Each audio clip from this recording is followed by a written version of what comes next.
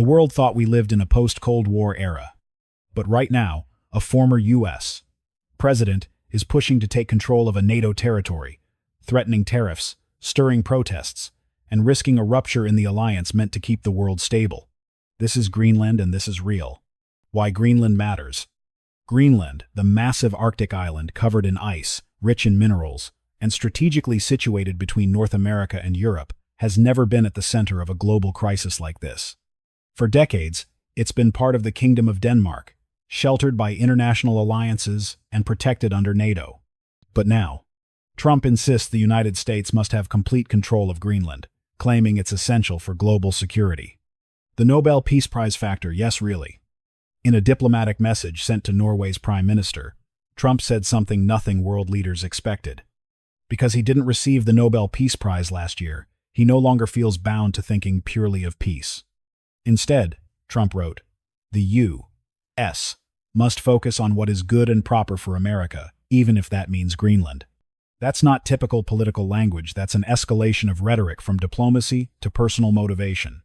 Tariffs, threats, and allies furious. Trump didn't just talk about Greenland, he backed it with action. He announced 10% tariffs, rising to 25% on countries that support Denmark and Greenland, unless they agree to sell Greenland to the U.S.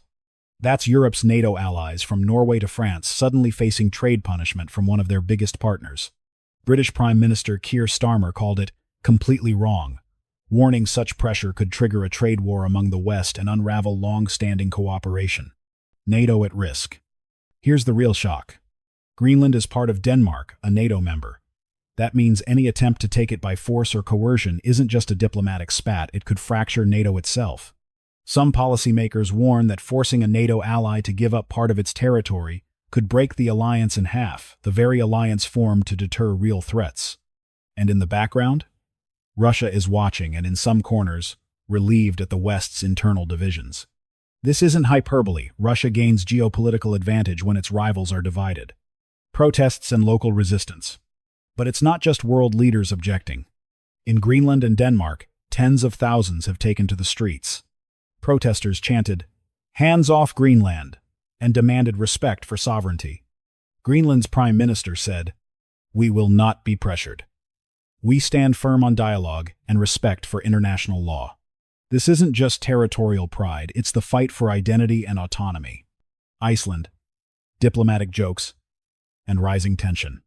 Tensions even spilled into Iceland, a nation geographically close to Greenland, when Trump's chosen ambassador joked that Iceland should become the 52nd U.S. state. That comment sparked outrage and diplomatic trouble, forcing an embarrassing apology. This isn't just rhetoric, it's eroding trust across a region that has historically been allied with the U.S. The strategic Arctic chessboard. Why is Greenland so coveted? Because the Arctic is now a global strategic arena. Major mineral wealth, hidden beneath the ice. New shipping routes opening due to climate change. Military and surveillance importance between Russia, Europe, and North America. Climate change has turned Greenland from frozen frontier into the most watched landmass on Earth. And everyone wants a piece of it. Could this really lead to war? Let's be honest, the stakes are getting frightening. Tariffs, trade wars, NATO divisions, protests, global alliance backlash, Russia, waiting in the wings. If a NATO country is pressured into ceding territory, we're talking about an alliance fracture that hasn't happened since the Cold War. That's not theory, that's geopolitical reality playing out before our eyes. And if diplomacy fails, military tension becomes harder to avoid. Final warning. What started as a controversial idea to acquire Greenland has grown into a global crisis of confidence, alliances, and peace itself. This isn't just about a piece of land. It's about whether international rules still matter. And as of today, those rules are being tested in ways we haven't seen in a generation. Comment below, do you think this could lead to real conflict? Subscribe for updates as this story unfolds.